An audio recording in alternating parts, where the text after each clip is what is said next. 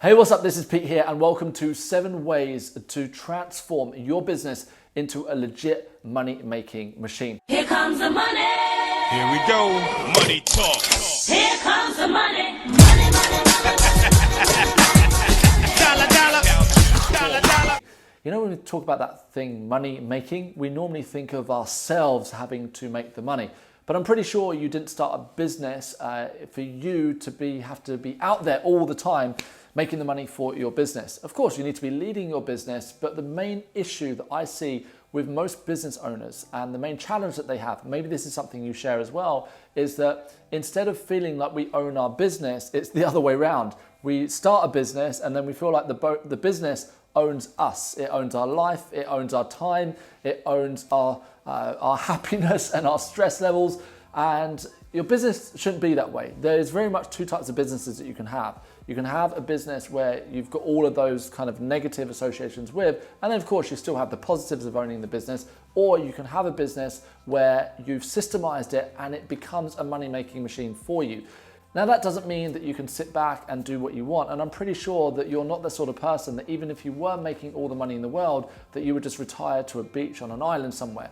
The reason why I believe most people start a business is because they have passion, they have drive, and they want to do something of true worth. But the problem is they get caught up in the hamster wheel of running a business and they feel very transactional, trying to chase the next sale instead of running what I call a transformational business where they're transforming their clients' lives. They've got high value clients, and on top of that, in return, it's also transforming their own life so they can actually live with the life and freedom that they want. So at the moment, you're probably running a transactional business, chasing the next sale, or if you're already running a transformational business, then what I'm going to share with you is only going to help you to improve on that as well. I am not going to give these 7 points that I'm going to share with you the complete respect and time that they deserve, because we'll be here for hours and I don't want to do that. What I want to do in this video is provide you, number 1, with the PDF, but number 2, give you the direct points that you need that you can take away and start implementing into your business straight away. Why am I doing this? Because genuinely, from my heart, I want to help you. I want to make sure that you are running a business that makes a difference in your industry, that helps your clients and in turn helps you to have great profits and to run the business that you ultimately want. So without any further delay, let's get into these 7 points. Make sure you have a notepad and pen. Take plenty of notes because I'm going to go quickly and at the end of it, there's a test. I'm going to ask you what you got from this video, and also you need to score at least a 90%. I'm kidding, there's no test, but the test is what you do in real life, right? So no point sitting through a video if we're not going to do something with it. So without any further delay, let's do this. Number 1, create a robust customer onboarding journey. Now, if you've worked with me before, you will know this already. I am obsessed. In fact, I'm obsessed with all 7 points, but particularly how we onboard new clients into our business. We live in a world today where the power has shifted from the seller to the buyer. Now, what does that mean in layman's terms? Basically, what it means is that if you go back 20 years ago, there was probably only a few options for certain products, or maybe like my dad had a music shop and he was the only music shop in the town. In fact, I think for like the neighboring 10 or 12 towns, my dad had the only music shop. So the competition was very low, and it meant that everybody went to my dad automatically if they wanted a guitar or a keyboard, or if their amplifier broke and they want it fixed, they would go to my dad. But now with the barriers to entry, anybody can set up a business. With a lot of businesses, you don't even need bricks and mortar business, so you can have an online business. So that means that competition is more fierce than ever before. So a part of turning your business or transforming your business into a money-making machine means that we need to make sure, and by the way, the key word here is machine, that we systemize and we lock things down. Because I want you to be focused fully on the things that you love and being able to serve your customers. If there's chaos, if you feel like you're constantly firefighting in your business, that is a problem if we allow it to stay a problem. Right now, it's a symptom and it's exposing that there's certain parts of your business that you haven't actually systemized. And by the way, because I'm going quickly through this and I know I'm throwing a lot of information at you, just remember this word machine. A machine is like a system. Okay, so you want to transform your business into a system, and all these 7 points allow you to systemize in rapid fashion. So create a robust customer onboarding journey. And going back to about my dad, even if it was difficult to buy from my dad in his music shop 20 years ago, people were a bit more patient then, and they knew that my dad was the only music shop that could do this. So they didn't mind. They'd be like, oh, it's fine, no worries, we'll just go to you. But now, what do you do when you go on a website and you want to buy something and it's difficult to buy, or you think, where do I buy now? Where do I click to buy? Oh, the delivery is going to take 3 weeks. What do? You immediately click off that website, you go to another website, you go to Amazon, or you go somewhere where the purchase is easy. I cannot stress this enough. The chances are right now that you may want more leads, but you don't have a lead generation problem. You most likely haven't got a robust customer onboarding journey in place. When somebody wants to buy from you, it needs to be a smooth process from start to finish. So for example, in my business, what we do is we always have application forms. So that means that we have a sales page, people apply, from there they get an answer within 2 hours, depending on what they're applying for. And then there's very much a go here to the payment portal to make the payment. And it's a very smooth process. Once they make the payment, at that stage, then they're sent more emails on the instructions of what to do. The more you can remove friction from the customer journey, the more it will increase the chances of your customer buying from you. There's more info in this within your 7-step PDF as well. But think about that. How difficult is it for your customers to buy right now, your clients to buy? Point number 2, level up your consultations. The most valuable thing that we do not see as valuable in our businesses is our consultations. It amazes me that most of us do consultations, especially if you're a service provider. And these consultations are valuable.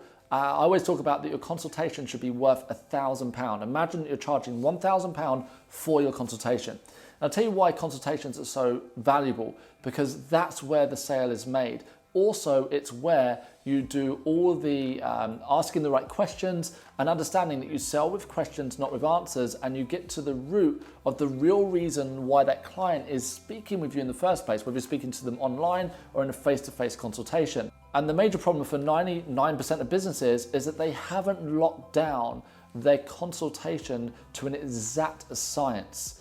Imagine this, that you had a step-by-step process that you knew that you could deliver, and you could train to any of your staff if you have staff, or if somebody comes to work for you, you can say, look, this is the consultation process that we go through. And by asking this question, it normally results in this answer. And then when we get to this answer, we ask this question, and it results in the client moving towards a yes. In fact, that's your job, to take an interested person that's coming to see you or is having a consultation online or offline, and moving them from a maybe, like a research stage, to a red hot, I am ready to buy.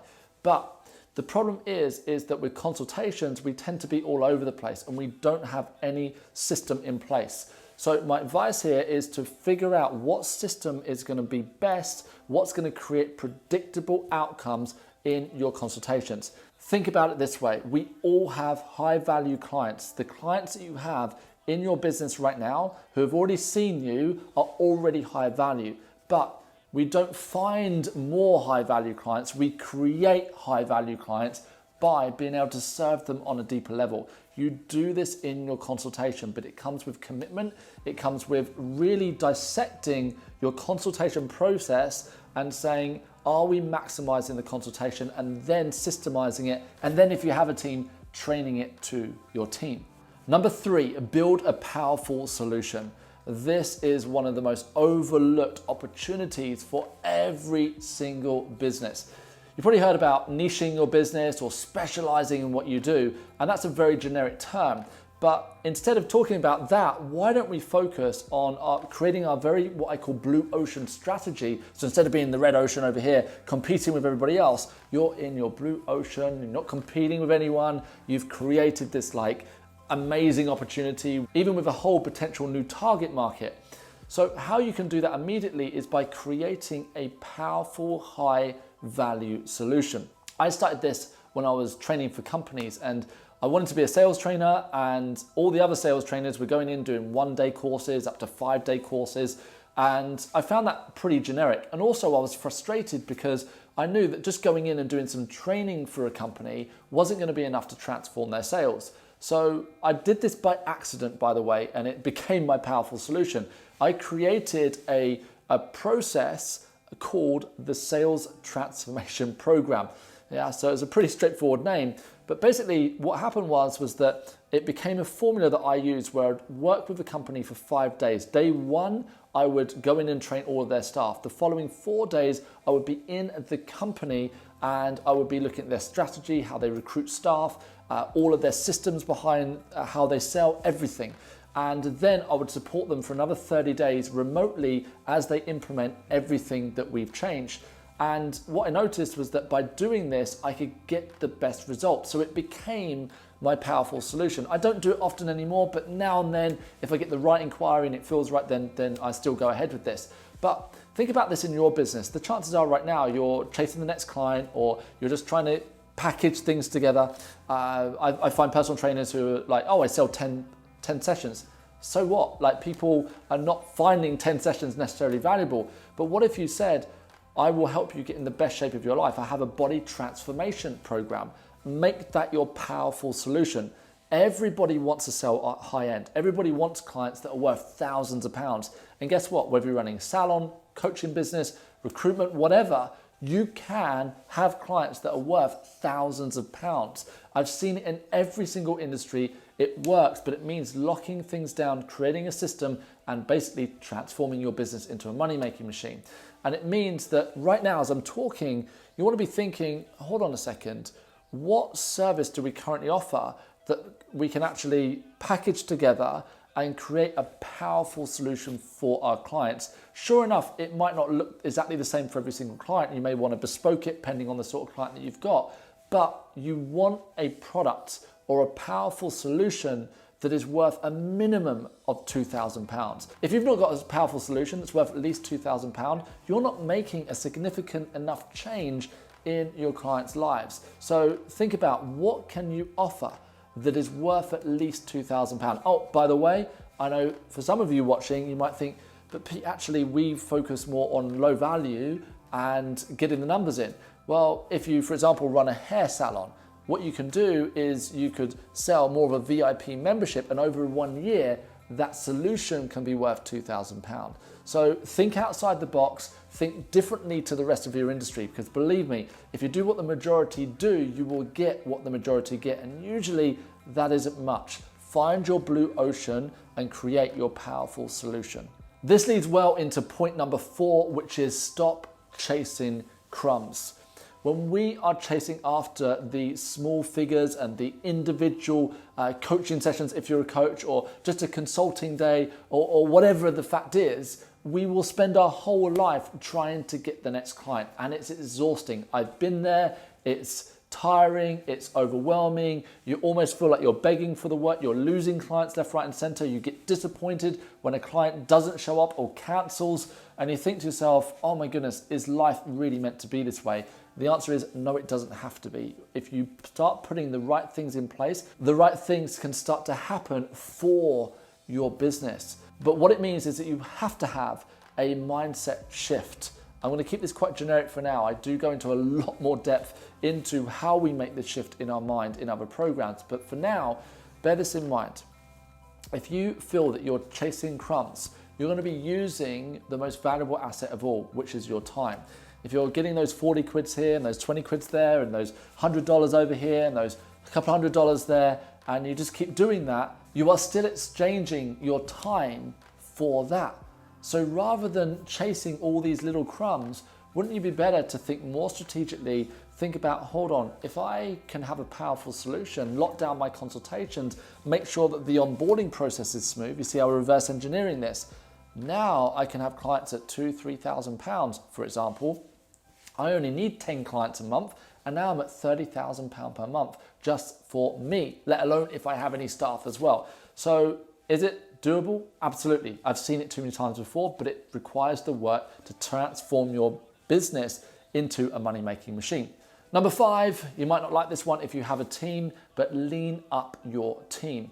Most businesses are bloated. A lot of the time when we're forming a business and growing a business, we follow tradition. We take on too many staff, we have too big of a venue, and we do this expansion, and then we realize we need to do the opposite. I've done it myself. I've had up to 12 team members working for me, and every single month I was paying out salaries, and I was thinking, what am I doing? The team are not even generating revenues.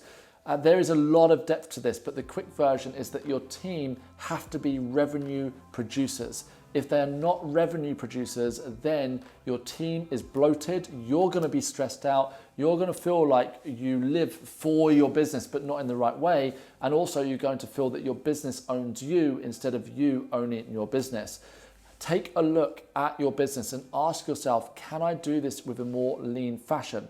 Let's say, for example, you have 8 team members. I'm not asking you to get rid of your team right now, but what I will say is that they do need to be revenue producers.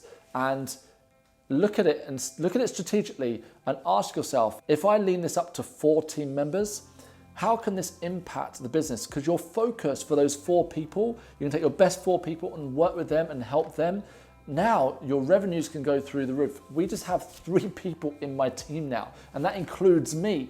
And we make a lot more revenue. We're more nimble as a business. We can adapt to change, and we're more strategic. When we have too many people, it's too many moving parts and too much to manage. That's all I'm going to say for this one, but there is a lot more depth. The way we recruit people, the way that we move forward strategically, and then teaching all of our team members to be full stack. So that means that they know how to market themselves, they know how to sell, they know how to get themselves busy with the right things, not just being busy because they're an employee. So like I say, I'll save that for another session. Number 6, and this relates to all the other points we've covered so far, sell less products and services. When you go into a restaurant and you've got this huge menu, it's extremely difficult to make a decision, and also it doesn't give that restaurant any kind of uniqueness in the marketplace. You go in there and it's like, oh, lasagna, or they do fish and chips, they do pizza, they do all these different things. You're going to run a much more effective business if you sell less things. Why is this? Well, every single product creates not just the product, it creates the entire journey before, during, and beyond that product. And the more we work on those moving parts and that journey before and after, the more we can actually get good at selling something. One of the things you may or may not have heard of is that when we're selling a product, we need to get good at selling that product. If you've got 30 different products or services that you sell, how do you get good at selling all 30 things? And then you bring staff into into the equation. I don't like to use the word staff, I use team members or the talent in your business. And then you say, right, I want you to learn how to sell these 30 things. You're much better off selling 3 or 4 things, and you may not be able to get down to that level.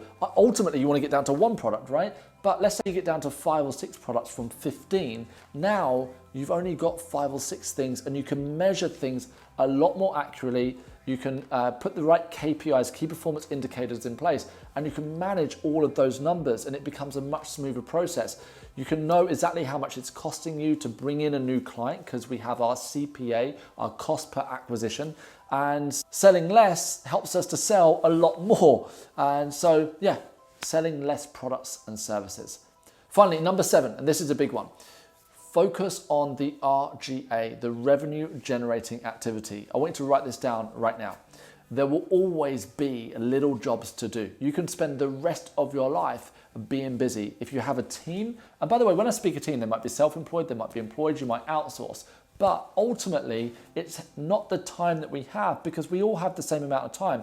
Every morning we wake up, we are time rich. It's what we do with our time that creates the results in our life. And unfortunately, for the majority of people, I'm talking like 98% of people, they do not use their time wisely. And when we don't use our time wisely, then time starts to use us because we feel reactive, we feel stressed, we feel under time pressure, and you don't need to feel that way. How I've done this in my business that's made a big difference, and what I teach to others and want to share with you now is you want to get down to the core high value activities that move the needle, that actually make the future better and ultimately are revenue generating activities. I've learned in my business there's like these 5 things, right?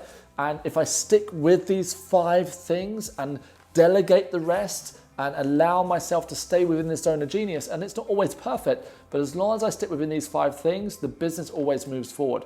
The chances are you're a leader of your business, right? Because you started your business, so you're the leader of it. So are you finding yourself doing little jobs? And if you are, that means that you're also being a technician in your business. You're not paid for your hands if you run a business. You are paid for your mind. If you're using your hands all the time, doing the technical bits and doing the technician bits, then you're basically an employee to your own business. If you think about where you want to go over the next 12 months, do you want to be the technician constantly doing the work, or do you want to be the person driving the business forward? Those are my 7 ways to transform your business into a legit money-making machine. You'll see that all of it is quite systematic. There is more depth with all of these points, but what I want you to do is share back with me the main points that have been useful for you, and from there, what you're going to actually do in your business. I'd love to hear from you, and from there, wishing you all the best. Check out the PDF, and I'll see you in another training program.